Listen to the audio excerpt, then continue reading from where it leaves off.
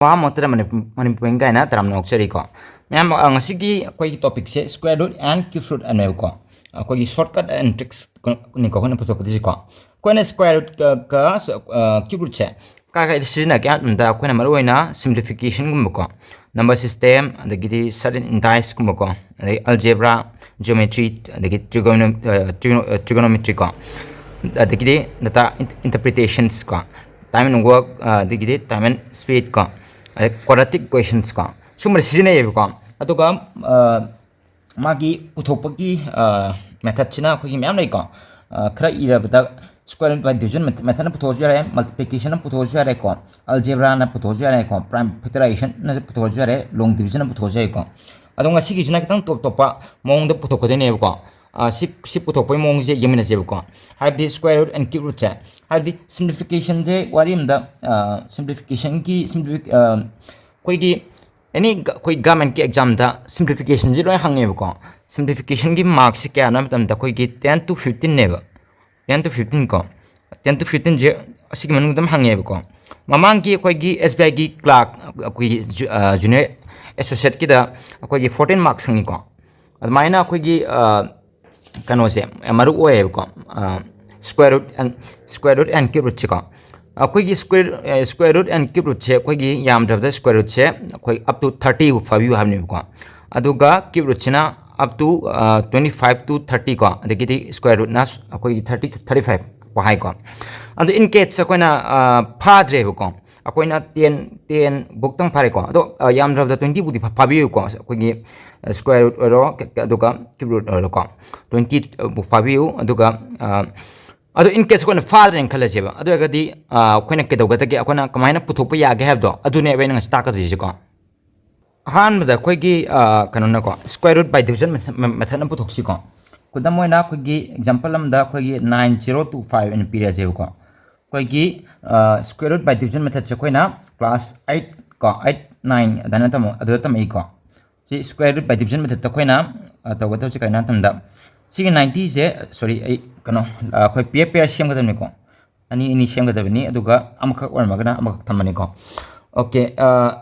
sije ani ini sem ko 90 gi matak ta baram pire 25 ki pairam sem ko sumaina aham da koi gi 90 je mai khwai di mangon da gi pick pa ko mangon da square by division method khang ani ko mangon da gi pick pa khwai de ko aduga mangon da gi access ti to ga da aduga ma khwai nak na bai tare aduga kana ta ge one aduga akoina si kon hakke stage ta di 8 64 ne ko si lakman le ko adagi di 99 ja 81 ko 81 ama nang re ko aduga 10 square gi di 100 ne ko adu di 10 square gi di mo hendokre ko aduga di kona 9 square 9 lower ne ko 99 ja 81 ko 81 aduga di kaleme 9 le me ko 9 le me 25 stage ta 5 na dum go sina stage ta 5 ma kai gum koi gi magi last digit se 5 ram ta ka di ko adum 5 or ka ni ko si je ha ke duka si mangwan na ko ko na stage ta 9 ga 9 ga ani je plus ta ni ko 9 ga 9 ga plus ta de 18 ta ni aduga stage ta ko number am ka tham ne ko number si ne ko number je ta ngan ta ko na puthong ngan da square by division method ki se number am ko na p ne ba ado 5 na lobi na ko na dum always 5 na dum 5 na we ni ko 5 ki de 5 na bulo ma ba dum 5 dum ona ma ne ba adu de 18 by 5 se 5 5 cha to kan to si 25 le 2 le 40 42 ko 9 ko 9 to 5 ta re ko dum ko 9 to 5 ko de ga di 95 ne ko si je ama su le ko amana sinap kanon ne ko square root by division method ki ni ko amana ko gi multiplication ko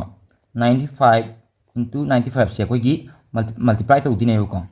multiply to ngan ta chu puthok ya hai ko ara si shortcut ta ma puthok ya ko aina mawang da mata aina ta khi gi le ni ko 5 ka 5 ka se always si je ke to gan tam da ani je 25 dam ta ani ko adugo 99 je kano 99 ja h gi som sat ki je 99 ja 81 ne ko 81 ji da plus magi 9 je either koi mathak ta gira makha ta gira ama lo ro ko adu plus toxin biro adu ga ka taren 81 da 9 hapse lag 90 ta re 9025 ta hai ko si dum ta abri ko I have the 85 or ko 85 se ko da moina 85 ara ji ko 85 sidam 55 se 25 sidam lengna thambiro ko aduga ada 64 neba 64 da plus 8 taragadi 72 tare ko 7225 tane ba adagi then se akogi kaya yang 45 yang asi ko 45 si 25 sidam lengna thamnya mita do 44 16 neba ko 16 je either kogi matak tagi oiro 4 ja ama lawro ba I'm 4 song ki je 4 je matak tagi logera makha tagi logera ado do ya tawro ado ka tare tarak pak kano do sitamo 25 tane 45 into 45 se kogi kano tane ko 2025 tane ko 25 into 25 so yang aje ko digit amage 55 to 25 ko 2 2 is 4 le ko 4 is plus 2 taro ka 625 tane amda sumaina hamni de ko adu ka amana ngase inta ka sinate ko sidam la ide ko amana kamai pathok ka kya matamda example no aje ko example ko gi square root of question number ko square root of kya logic kya matamda 96 कोई pencil ने even वाइटे को column नहीं राजा उदी उमान देखो 96 का 04 को 9604 जे असी जे अखोना स्क्वायर रूट की दी ओइबनेना अनि लो ने को सोना पेयर संगिता ने को अनि जे सिगी 4 जे लास्ट डिजिट छे असी जे कना लोगी ओने सिदा जिता आदि 1 स्क्वायर टू अखोई माजे 2 न मे 2 न ओइबे आई को मागी पॉसिबिलिटी जे को अदगी देन अमना 8 का 8 मरम दी 8 स्क्वायर जे 64 ने 4 न लोए को अमना 2 स्क्वायर जे 4 ने को असी 4 न होए को अनि जे मक्तम ले ने को अदुगा सिगी 96 से सिगी 96 से क्वाइ नंग ना बाय तारे माय क्वाइ नंग ना नंबर डी क्या तारे अंता अखोगी 9 स्क्वायर जे क्या नो 81 ने को दगी 10 स्क्वायर डी 100 ने को अदगदी 100 से मागी जे सिगी हाइबा 96 से असिगा ख्वाइदगी नकनाबा अदो को अदुगा वेर बट अदुगु ख्वाइ नकनाबा अदुगा should be को greater than by 96 को 96 ना है ना चाव गदा को have the any digit को close कोई गी माग ख्वाइ नकनाबा कोई गी square root को अदुगा मागी मखा हो गया दबाई तारे को मागी less than 96 हो गया दब को अदर तारगदी 100 सिदी मोहंदगी 4 एक्सेस तौरेबा मरी की तौरे हेनग्रेब को अदुना 99 81 जे लवनेबा अदरगदी सिजे 99 निना कोइगी सिलौरेब को अदरगदी सिजे 98 की स्क्वायर 98 की स्क्वायर रूट रंगनेबा 9604 जे को कोइ अलजेब्रा न पुथोजे आई को याबुदी को अदो सिनेजिता अमतंग तौगी तरोगे को खुदम मोइन हाइस कोइगी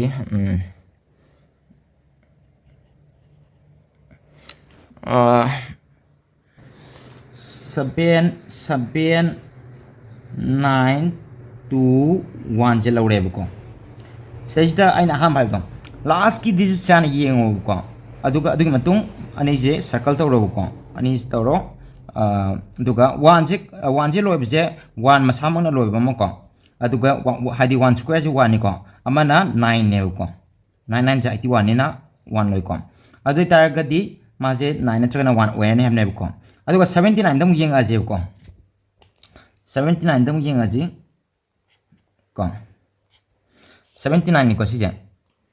ओइ को 79 जे सि क्वाइ नकना बजे येंग आजे को 79 क्वाइ नकना बजे 8 स्क्वायर गिदी 64 नि को 9 स्क्वायर गिदी 81 ने सिमर्क से ले ने को अदुरगदी कोइ 81 जिती मौंदगी 2 एक्सेस तौरेबा एक्सेस तौरेबा को 2 access तौरे अदुना ngasai en haibidi sigi makha haibine ko sigi makha hai tare ko adugadi 9 square je lower ne sorry 9 square je lower roi ko haibidi hen mondagi 79 gi less than 79 haibine sigi pyramid number je sigi less than ko magi makha oge tamne tidi 8 je lower ne 8 square je ko tidi 8 je lower roi ko adugadi sigi therefore sigi 89 gi square root parangane 7921 je ko adagidi digit amani mari gi tore ko manga gem to ko pencil na to ko jinung ai ta ga ko lo non thor age ko in pencil ko ai pencil no phora poni pencil no ai sa bai ta ko 2 1 0 ꯑꯩꯈꯣꯏꯒꯤ 25 ꯑꯅ ꯂꯧꯔꯦꯕꯀꯣ 21025 ꯑꯅ ꯂꯧꯔꯦꯕꯀꯣ ꯁꯤꯗꯩꯁꯤꯗ ꯑꯩꯈꯣꯏꯅ ꯌꯦꯡꯗꯣꯏꯁꯦ ꯁꯤꯒꯤ ꯀꯩꯅꯣꯁꯦ 5C ꯌꯦꯡꯉꯅꯦꯕꯀꯣ 5C ꯌꯦꯡꯉꯅꯤ 5C ꯌꯦꯡꯉꯅꯤꯀꯣ 5ꯀꯤꯗꯤ ꯑꯩꯅ ꯉꯁꯥꯏ ꯍꯥꯏꯈ꯭ꯔꯦꯀꯣ 5ꯀꯤ ꯑꯩꯈꯣꯏ ꯁ꯭ꯀ꯭ꯋꯦꯔ ꯔꯨꯠꯇ 5 ꯅ ꯂꯣꯏꯕꯁꯦ 5 ꯈꯤꯇꯪ ꯃꯁꯥ 5ꯅꯦꯕꯀꯣ 5 ꯁ꯭ꯀ꯭ꯋꯦꯔꯁꯦ 25ꯅꯦꯕꯀꯣ ꯑꯗꯨꯅ ꯑꯇꯩ ꯑꯝꯇ ꯂꯩꯇꯦꯕ ꯌꯦꯡꯉꯣ ꯁꯤꯗꯀꯣ ꯁꯨꯝ ꯌꯦꯡꯕꯤꯌꯣ ꯂꯩꯔꯝꯃꯣꯏꯀꯣ ꯑꯗꯨꯅ 5 ꯑꯗꯨꯝ ꯇꯥꯔꯅꯤ ꯃꯥꯒꯤꯗꯤꯀꯣ ꯑꯗꯨꯒ ꯃꯥꯒꯤ ꯁ꯭ꯀ꯭ꯋꯦꯔ ꯑꯩꯈꯣꯏꯒꯤ ꯁ꯭ꯀ꯭ꯋꯦꯔꯅꯤꯅ ꯑꯅꯤꯁꯦ ꯁꯔꯀꯜ ꯇꯧꯔꯣꯀꯣ ꯑꯅꯤ ꯂꯧꯕ꯭ꯔꯣ ꯑꯗꯨꯒ ꯁꯤꯗꯩ ꯂꯦꯝꯍꯧꯔꯤꯁꯦ ꯀꯌꯥ ꯂꯦꯝꯍꯧꯒꯦ ꯍꯥꯏꯕꯗ 210 ꯂꯦꯝꯍꯧꯋꯦꯕ 210 ꯀꯣ 210ꯁꯦ ꯑꯩꯈꯣꯏꯅ ꯀꯅꯥ ꯈ꯭ꯋꯥꯏ ꯅꯛꯅꯒꯦꯁꯦ ꯊꯤꯔꯁꯦꯕꯀꯣ ꯑꯗꯨꯗꯤ ꯑꯩꯈꯣꯏꯅ ꯌꯦꯡꯉꯁꯤꯀꯣ ꯑꯩꯈꯣꯏꯒꯤ 12 squareꯗꯤ 144 ꯀꯣ 13 square-나 169 ꯀꯣ 14 square-나 196 15 square-나 225 ꯀꯣ ꯎꯏꯀꯣ 225 ꯀꯣ ꯑꯗꯨꯔꯒꯗꯤ ꯁꯤꯒꯤ 210ꯁꯦ ꯁꯤ ꯑꯅꯤꯁꯤ ꯃꯔꯛꯇ ꯂꯩꯔꯦꯕꯀꯣ ꯑꯗꯨꯔꯒꯗꯤ 225ꯇꯤ ꯃꯉꯣꯟꯗꯒꯤ 210ꯁꯤꯗꯒꯤ ꯀꯌꯥ ꯍꯦꯜꯂꯦ 35 ꯍꯦꯜꯂꯦꯕ 15 ꯑꯦꯛꯁꯦꯁ ꯇꯧꯈ꯭ꯔꯦꯕꯀꯣ ꯑꯗꯨꯅ ꯑꯩꯈꯣꯏꯅ 14ꯁꯦ ꯂꯧꯔꯅꯦꯕ 196ꯁꯦ ꯁꯤꯒꯤ 14 square-ꯁꯦ ꯂꯧꯔꯅꯦꯕꯀꯣ ꯑꯗꯨꯔꯒꯗꯤ ꯁꯤꯁꯦ 14ꯒꯤ ꯑꯣꯏꯔꯅꯦꯕꯀꯣ ꯑꯗꯨ ꯑꯣꯏꯇꯥꯔꯒꯗꯤ ꯁꯤꯁꯦ therefore 145 ꯀꯣ 145 square-ꯁꯦ ꯑꯁꯤꯁꯦ 21025 ꯇꯥꯒꯅꯦꯕ ꯌꯥꯔꯅꯤꯀꯣ 145ꯀꯤ square-ꯁꯦ kaya ꯇꯥꯅꯦꯕ 21025 ꯀꯣ ꯑꯗꯒꯤꯗꯤ ꯑꯜꯖꯦꯕ꯭ꯔꯥꯒꯤꯗ ꯑꯝꯇꯪ ꯀꯩꯅꯣꯝꯇ ꯌꯦꯡꯁꯤꯀꯣ ꯑꯩꯈꯣꯏꯒꯤ ꯀꯣꯏꯁꯟ ꯑꯝꯇ ꯌꯦꯡꯁꯤ ꯑꯩꯈꯣꯏꯒꯤ 23 ꯀꯣ square-ꯁꯦ ꯁꯨꯃꯥꯏꯅ ꯄꯨꯊꯣꯛꯁꯦ ꯌꯥꯏꯕꯀꯣ ꯑꯩꯈꯣꯏꯒꯤ a plus b square ꯀꯣ is equal to a square plus twice ab plus b square ꯁꯤꯅꯤꯀꯣ ꯆꯨꯝꯃꯤꯀꯣ ꯁꯤꯁꯦ ꯑꯩꯈꯣꯏꯒꯤ ꯔꯤꯄ꯭लेस ꯇꯧꯔꯁꯦꯕꯀꯣ ꯑꯗꯨ ꯑꯣꯏꯇꯥꯔꯒꯗꯤ ꯀꯌꯥ 2 square-ꯗꯤ 2 square plus twice a ꯀꯣ a ꯑꯗꯨꯒ b plus b square ꯀꯣ ꯁꯤꯗ ꯇꯥꯔꯤꯁꯦ ꯑꯩꯈꯣꯏꯒꯤ ꯁꯤꯒꯤꯁꯦ ꯀꯌꯥ ꯇꯥꯔꯦ ꯍꯥꯏꯕ ꯃꯇꯝꯗ 4 ꯇꯥꯔꯦꯕꯀꯣ ꯑꯗꯒꯤ ꯁꯤꯒꯤꯁꯦ 4ꯁꯦ ꯁꯤꯗ ꯁꯤꯃꯨꯛ ꯌꯦꯡꯉꯁꯦꯕꯀꯣ ꯁꯤꯒꯤ ꯁꯔꯨꯛꯁꯦ 223ꯁꯦ 223ꯁꯦ ꯌꯦꯡꯉꯁꯦꯕ ꯍꯥꯏꯕꯗꯤ 2 ꯀꯌꯥꯅꯣ 4 3ꯁꯦ 12ꯅꯦꯕ 1 2 12ꯅꯦꯕꯀꯣ 12ꯁꯦ ꯁꯤꯁꯦ ꯑꯩꯅ ꯍꯥꯏꯕꯗꯤ ꯁꯤꯒꯤ 2ꯁꯦ ꯊꯝꯃꯅꯦꯕꯀꯣ ꯊꯝꯃꯧꯔꯅꯤ ꯑꯗꯨꯒ ꯁꯤꯒꯤ 1ꯁꯦ ꯁꯣꯝꯒꯤ 4ꯁꯦ ꯑꯁꯤꯗ add ꯇꯧꯒꯗꯕ ꯀꯣ ꯑꯗꯨ ꯑꯣꯏꯔꯒꯗꯤ ꯀꯌꯥ ꯇꯥꯔꯦ 5 ꯇꯥꯔꯦꯕꯀꯣ ꯑꯗꯨꯒ ꯁꯤꯗ ꯀꯌꯥ ꯂꯧꯔꯦ 2 ꯂꯧꯔꯦ ꯑꯗꯨꯒ ꯁꯤꯗ 3 square-ꯁꯦ ꯑꯁꯤꯁꯦ ꯀꯌꯥ ꯇꯥꯔꯦ 9 ꯇꯥꯔꯦꯀꯣ ꯀꯩꯒꯨꯝꯕ ꯁꯤꯁꯦ ꯗꯤꯖꯤꯠ ꯑꯅꯤ ꯁꯨꯔꯝꯃꯒ ꯑꯩꯈꯣꯏꯒꯤ ꯁꯤꯡꯒꯜ ꯗꯤꯖꯤꯠꯅꯤꯅ 9ꯁꯦ ꯑꯩꯈꯣꯏ ꯃꯣꯔ ꯗꯦꯟ 1 ꯗꯤꯖꯤꯠ ꯑꯣꯏꯕ ꯇꯥꯔꯒꯗꯤ ꯁꯣꯝꯗ ꯑꯗꯨꯁꯨ ꯍꯥꯞꯆꯤꯜꯂꯛꯀꯗꯣꯏꯅꯤ ꯑꯗꯨꯁꯨ ꯍꯥꯏꯔꯛꯀꯦꯕꯀꯣ 5 to 9 ꯇꯥꯔꯦꯕꯀꯣ ꯁꯨꯃꯥꯏꯅ 5 to 9 ꯇꯥꯏꯀꯣ ꯑꯃ ꯌꯦꯡꯁꯤꯀꯣ ꯑꯩꯈꯣꯏꯒꯤ ꯅꯝꯕꯔ ꯑꯃ ꯑꯃꯨꯛ ꯌꯦꯡꯁꯤꯀꯣ ꯎꯗ꯭ꯔꯦ ꯑꯗꯨꯅ ꯁꯨꯃꯥꯏꯅ ꯇꯧꯔꯒꯦꯀꯣ ꯑꯩꯈꯣꯏꯒꯤ 26 ꯀꯣ 26 square-ꯁꯤ ꯌꯦꯡꯁꯦꯕꯀꯣ 26 square-ꯁꯦ ꯆꯞ ꯃꯥꯟꯅꯅ ꯑꯩꯈꯣꯏꯒꯤ ꯁꯤꯒꯤ a square plus twice ab plus b square-ꯁꯦ ꯁꯤꯒꯤ ꯐꯣꯔꯃꯨꯂꯥꯁꯦ ꯄꯥꯟꯁꯤꯜꯂ ꯌꯦꯡꯁꯦꯕꯀꯣ ꯑꯗꯨ ꯑꯣꯏꯔꯒꯗꯤ a square-ꯗꯤ a plus b whole square-ꯒꯤ ꯀꯩꯅꯣꯗ ꯊꯝꯃꯀꯥꯟꯗꯅꯦꯕꯀꯣ ꯐꯣꯔꯝ ꯊꯝꯃꯀꯥꯟꯗꯀꯣ ꯑꯗꯨ ꯑꯣꯏꯇꯥꯔꯒꯗꯤ 2 square plus ꯀꯣ twice ꯀꯣ a b plus b square ꯀꯣ ꯑꯗꯨꯗꯤ ꯀꯌꯥ ꯇꯥꯔꯒ ꯌꯦꯡꯁꯤꯀꯣ ꯁꯤꯁꯦ 2 2 ꯖꯥ 4 ꯂꯩꯔꯦꯀꯣ 4 ꯂꯩꯔꯦ 2 2 ꯖꯥ ꯁꯤꯗ ꯀꯌꯥ ꯂꯩꯔꯦ ꯌꯦꯡꯉꯣ ꯁꯤꯒꯤ ꯁꯔꯨꯛꯁꯤꯗ ꯑꯃꯨꯛ ꯀꯌꯥ ꯂꯩꯔꯦ ꯌꯦꯡꯁꯦꯕꯀꯣ 2 2 6 ꯀꯣ ꯁꯤꯗꯩꯁꯤꯗ kaya lagi yang ngasih kau tadi stage 24 lagi kau habis 6 2 12 kau 12 2 ja 24 kau nanti kena 2 2 ja 4 4 6 24 kau 24 lagi deh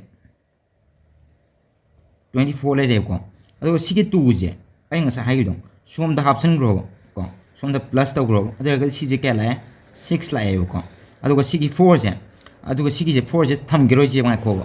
हाइबदी सो मनिंग जी यंगिजे को मनिंग जी क्या ताकिंग जे 6 स्क्वायर क्या नो 36 ने को 36 से सिजे 6 तंग थमगा अकोना 3 जे 3 जे ना मुक सिना एट तो गदियो ज्ञान ताब्रा हाइब सिजे 3 जे सोमदंग साइ लेहोरिबा 4 दो असै लेहोरिबा सिगी 6 से मदम थमनी को सिगी 6 से मदम थमवनी अदुगा 4 जे सिगी 4 सिगा असै लेहोरि 4 दुगा सिगा एट तो nganda क्या थारे 7 तारेबा को अनि जे प्लस तौगदा 7 दुगा लास्ट दा 6 थंबियने सुनाइन ताने हमनिदा यारे को सिनि द को सुगुम्बा मैम जे कोई की कन तो निता गदि दुगा क्यू फ्रूट की तो वाली को अदुगा क्यू फ्रूट चु को क्यू फ्रूट चु इन द सेम वे को माजो कोई की हारिबा आइ ngasai हाइजे दो कोई की हाय अम कपल की को स्क्वायर रूट से कोई की स्क्वायर नते कोई मागी कन मल्टीप्लिकेशन न पुथोक पे यारे को अदगिदी मागी प्राइम फैक्टराइजेशन न पुथोक पे है लॉन्ग डिवीजन न पुथोक पे है को येंग जे को अदुगा अलजेब्रा न याबने को सॉरी कोई एस्टिमेशन को एस्टिमेशन अम को कोई क्यू फ्रूट पुथोक पे मल्टीप्लिकेशन तरह पुथोक यारे को प्राइम फैक्टराइजेशन को लॉन्ग डिवीजन अदुगा एस्टिमेशन को एस्टिमेशन हारिबा मेथड सिंगना किदवा क्यू फ्रूट से पुथोक याएबो को एस्टिमेशन को अदो कोना ngasi पुथोकसिना मोम द पुथोकसिको हाइब अखोना येंगिसे कइना तुंदा शॉर्टकट तुनेबो को मरम दि कइना तुंदा अखोगी most of the competitive examinations ता कोना पी मतम जे मागी टाइम फ्रेम जे ओनली अखोगी SSC की केनो SSC की येंगजे बसुंको सि होटिंग अमाउंट को SSC की सॉरी SSC की टायर 1 दा ओरो और कोई की बैंक की कोई क्लार्क को PO को मोगी प्रीलिम्स को प्रीलिम्स ता पीरी मतम जे ओनली 60 मिनट्स ने को चुमरा 60 मिनट्स सबजे कइना मतम दा 60 मिनट्स ती अदुदी क्वेश्चन जे क्या नाम तंदो क्वेश्चन चामने बा अदगिदी मना चनी बोरगा जु सनी ओरगा जु तुमा ओरगाने को क्वेश्चन चनी ओरगा तुमा ओरगानी को क्वेश्चन हाइदि न कनो हेंगत पको क्वेश्चन कनो चेंजिंग जे कइरे कन तो गयम तमदा अमना क्वेश्चन दा हेंगतपा नंबर अदुगा मार्क दा चेंज खलाप अदुमाने को अदुगा मागी कनो अकोइना असेंग बदि SSC की ओरो बैंकिंग की ओरो एनी एग्जामिनेशन को रेलवे की ओरो को UPSC की ओरो को प्रीलिम्स से कइना तमदा प्रीलिम्स को अदि टायर 1 कनो सिंजे सिजित कोइना मोइना एग्जामिनर को जना खोरे येंगाइ से कइना तमदा अखोगी टाइम मैनेजमेंट ने को टाइम मैनेजमेंट ने हाइबदी 60 जे अखोगी 36 दि 60 into 60 जे कनो 60 into 60 जे 3600 ने को by 100 टी क्या तारे 36 सेकंड ता है को 36 सेकंड की तंग ने को पीरी जे को 36 सेकंड से कोइना वारीम दा कोइना कनो जे क्यू फ्रूट नत्रगना कोई की स्क्वायर रूट पेरम है अदो कोइना सम कोई की कोइना क्लास 9 10 दा कोई की मैथमेटिक्स से कोइना शॉर्टकट होट पे देखो मार्क पी दिए को अदमान कोइना होल इतारगदी अदरगदी कोइना सांग होल इतारगदी कोइना मार्क होगी अतै कनो सिंदो अतै सेक्शन सिंगदा अमता नंगरो को मार्क तो ऑप्टे कोइना स्कोर हो अमता ngमोइबो मार्क तो कोट ngमोइबो को अदुना 36 सेकंड है जे 10 ग्राम मतम ने को सि मतम जिता को गे सिंप्लिफिकेशन हम होट पाइब जे अकोइना बोर्ड मास का पालग होट के काय दि अदुदी थाइनि गे वरिनि को बोर्ड मास का इजदी वारिम दा बोर्ड मास का इजदी हो चनद्रे को बोर्ड मास पालग होट के काय कंतौ दि अदुदी थाइनि गे ने को हुजदी बोर्ड मास से किदो ग्रे am दा को गी BDOMAH सिजे पानगदा बिन कलम है जे को बिन कलम अदगिदी बी ना कोई गी ब्रैकेट को ब्रैकेट और पैरेंथेसिस है को अदा कोना स्पैम दास को सिगी BD बोर्ड मार्क्स को अदुगा और कोई गी पैरेंथ से कनो को पैरेंथेसिस की दो कनो ने को पैम दास तगिनी को PEMDAS पैम दास को सिदना मोइना पिरि जे सिगिना बिन कलम जिता हाइ जे कई नाम तम दा कोई गी बार गुम को कोई गी बार को अदी सोना कोई 88 ka haiju ko sanam par sing bi oidin ko suma kana ta hol wa ne ko aduna sigim tang la ko gi sina parenthesis sa ga chamani ko bin kalang ka parenthesis ki ja amana then bracket sina kai nam punda bracket sina ko gi kai ta ko nam bracket sa first bracket second bracket third bracket le ko aduga somdana muk kano kai la kyam tum exponent ko am the x square has x square is c square kono je exponent hai tar ga di sina si ne ko aduga sina bs ka hai ko aduga sumaina sum bale ma di holo suman holo hai ko ado si man lai re ko adigi off na koina into ko or order hai tar ga di off ile ina koi kano into la ni ko order tar ga di koi gi sumaina sim koi gi kano gi square root ki symbol gumbale ma ko natran keyboard ki symbol gumbale kusana symbol ki square root symbol je lem ta ga di suman hot piyo ko dana adagi di moina pm task ki ate di mana re ko ate di to kena bele tre ko stage ta kif ki dollar laksar gi ko adu maru oina kam ta jawo ko akwai handak ki kano sita kano je handak ki la ka dori ba ko gi exam SSC ki kano sita mark se dum ye ngu ko quant section ki mark kya no ab ko adum simplification ki mark se kya ogi ham do adum ko gi ma je ko gi kano dagina ko gi MTS dagina kano bugi nganda adum 5 to ko gi 15 mark ko oibni ko adum compulsory dum hangmani ko adi simplification dagidi number system ai sai me hai re ko adumaina ko gi aduna si maru am oye ko asigi topic si ko sumana square ka irangi ko 1 square kiti 1 lere 2 square kiti okay matam sang ne na intho thame ko sumana khoi gi magi 1 gi 1 cube kina 1 le 2 cube kina 8 le 3 cube kina 27 ko 4 gina 64 5 na 1 to 5 ko 6 na 2 1 6 7 na 3 4 3 ko 8 na 5 1 2 ko 9 na 7 to 9 10 na 1000 ko si ja ko di 25 5 ko 25 pu pare ko ado si je in case father in khala je ko akon ngasi torojina in case father in khala ta ga di akona kamaina puthok pa ya ge habjine ko aduga akona 25 pu tang pare le ko 25 pu tang pare aduga 26 ki la ga di aduga ga di koi kamai taune aduma koi koi gi multiplication do 25 to le ga di kano koi da matam changi dana ko aduna phaba ma memorize to om da ka di oi ko dera ga ju in case taw jang anda koina sumana ko lecture ke agi kano jida ko 3 ko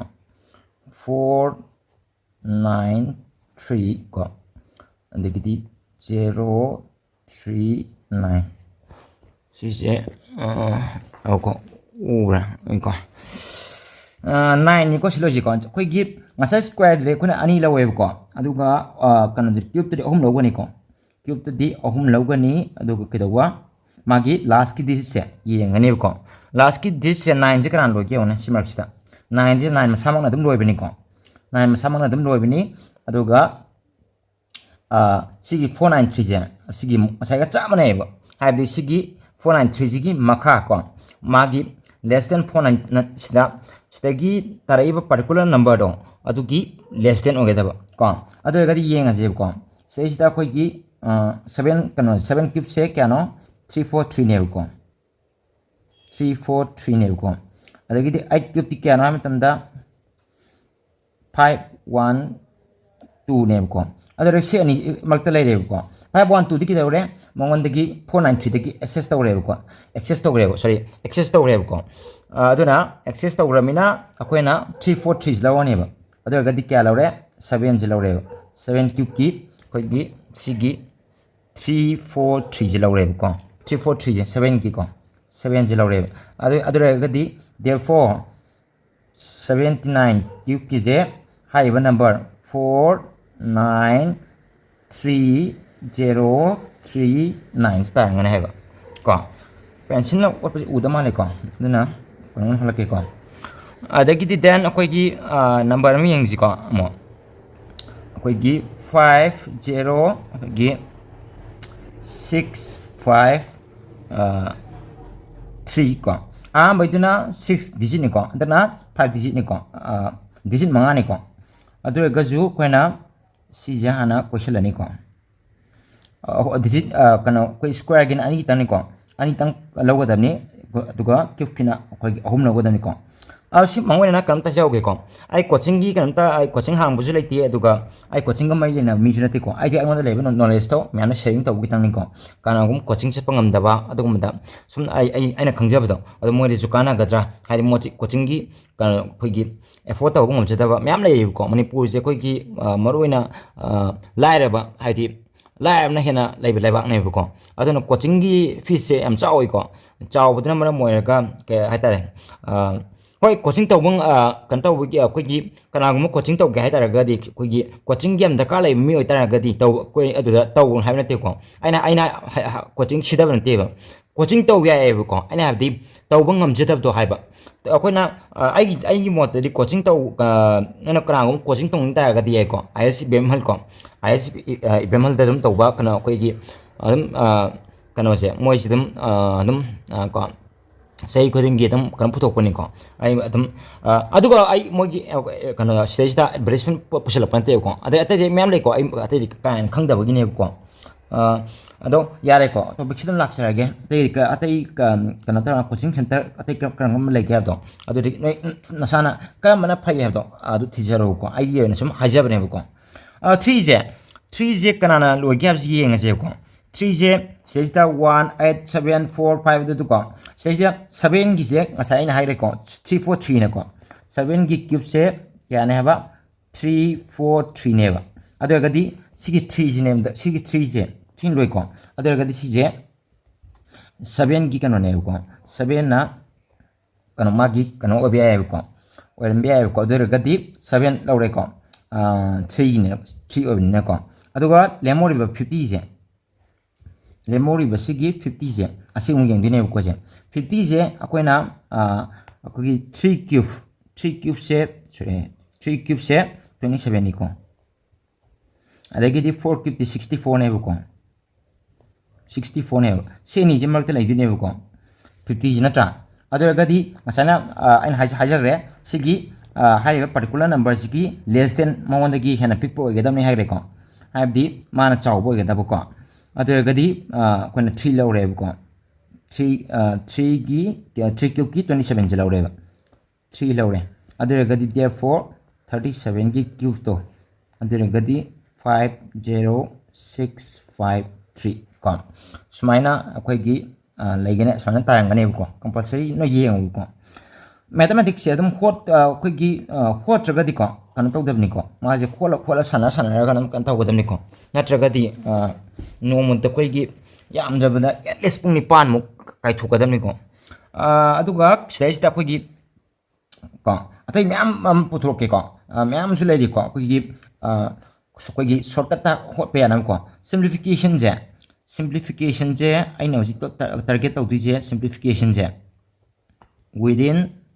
अखोइना मासे 36 second निदन पीजेको 36 second जे अखोइना less than 20 second होट प कमाइना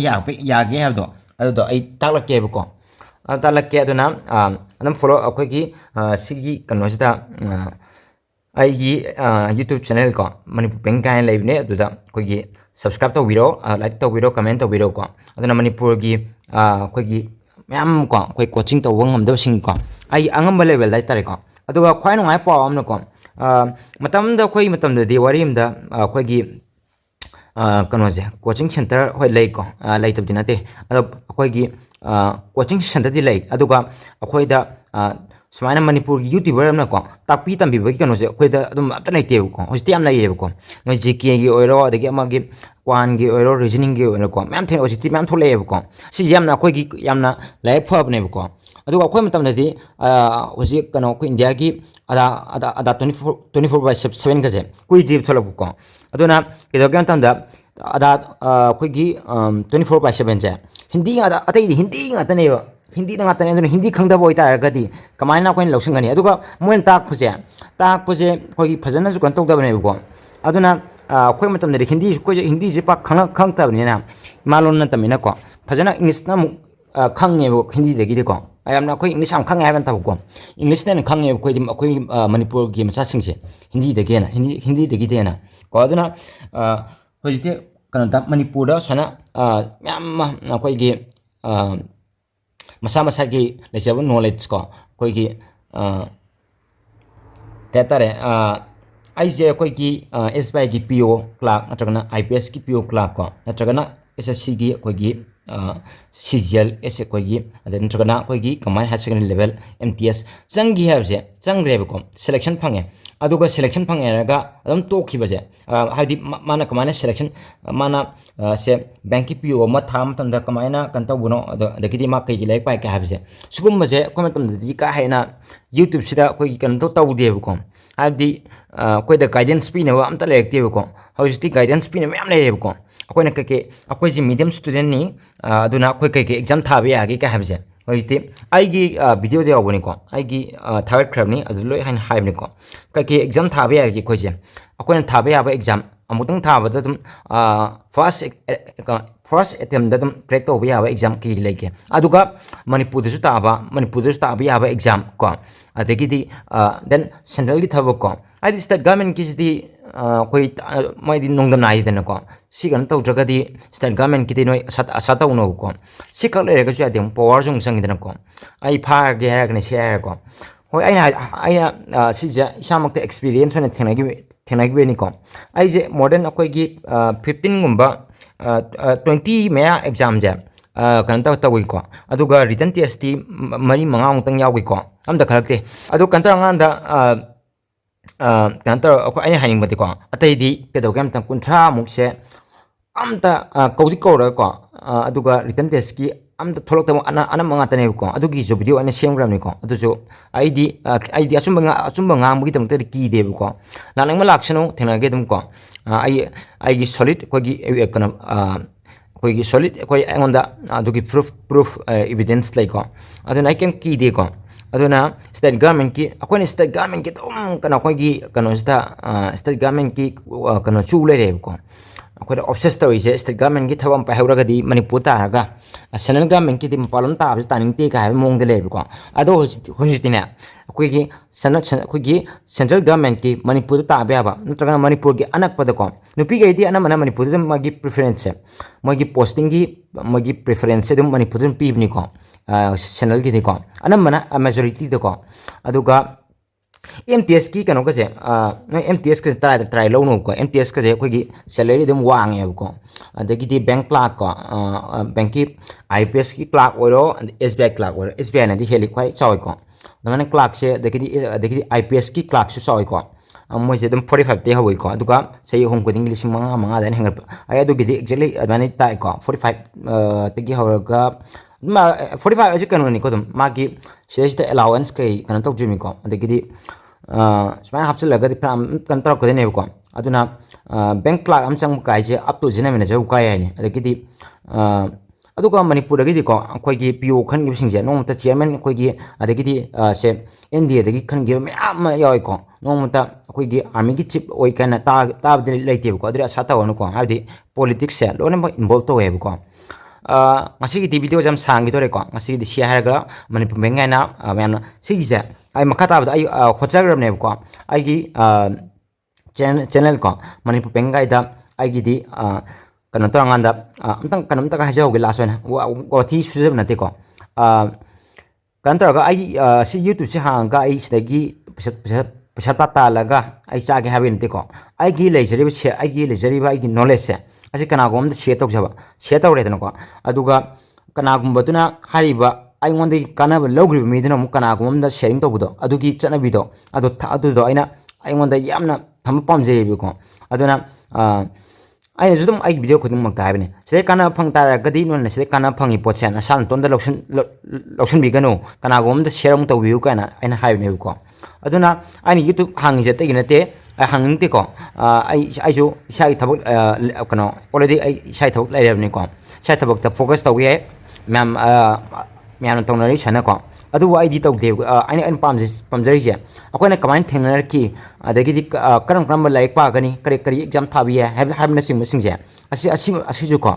ꯍꯥꯏꯕꯗꯤ ꯁꯤꯌꯔ ꯇꯧ ꯄꯥꯝꯕꯒꯤ ꯑꯩꯅ ꯁꯨꯝ ꯌꯨꯇ꯭ꯌꯨꯕꯁꯦ ꯁꯨꯝ ꯀꯩꯅꯣ ꯍꯥꯡꯈꯤꯕꯅꯦꯕꯀꯣ ꯍꯥꯡꯕ ꯀꯨꯏꯗ꯭ꯔꯤ ꯑꯗꯣ ꯑꯩ ꯁꯤꯗꯩꯁꯤꯗ ꯑꯩꯈꯣꯏꯒꯤ ꯃꯌꯥꯝꯅ ꯁꯨꯝ ꯁꯞꯄꯣꯔꯠ ꯇꯧꯕ ꯑꯣꯏꯅ ꯁꯕꯁꯀ꯭ꯔꯥꯏꯕ ꯇꯧꯕꯤꯔꯛꯑꯣ ꯀꯃꯦꯟ ꯇꯧꯕꯤꯔꯛꯑꯣ ꯂꯥꯏꯛ ꯇꯧꯕꯤꯔꯛꯑꯣꯀꯣ ꯑꯗꯨ ꯑꯣꯏꯔꯒꯗꯤ ꯑꯩꯅꯁꯨ ꯍꯦꯟꯅ ꯀ꯭ꯋꯥꯂꯤꯇꯤ ꯂꯩꯕ ꯑꯩꯈꯣꯏꯒꯤ ꯀꯟꯇꯦꯟ ꯍꯦꯟꯅ ꯁꯦꯝꯕ ꯉꯝꯕ ꯑꯣꯏꯖꯒꯦꯀꯣ ꯁꯥꯔꯒ ꯃꯅꯤꯄꯨꯔ ꯉꯥꯏꯅ ꯑꯃꯨꯛꯀꯁꯨ ꯕꯤꯗꯥꯏ ꯂꯧꯖꯔꯤ ꯀꯪꯂꯩꯄꯥꯛ ꯏꯃꯥꯅ ꯌꯥꯏꯐꯔꯦ ꯌꯥꯏꯐꯃꯤꯟꯅꯔꯁꯤꯀꯣ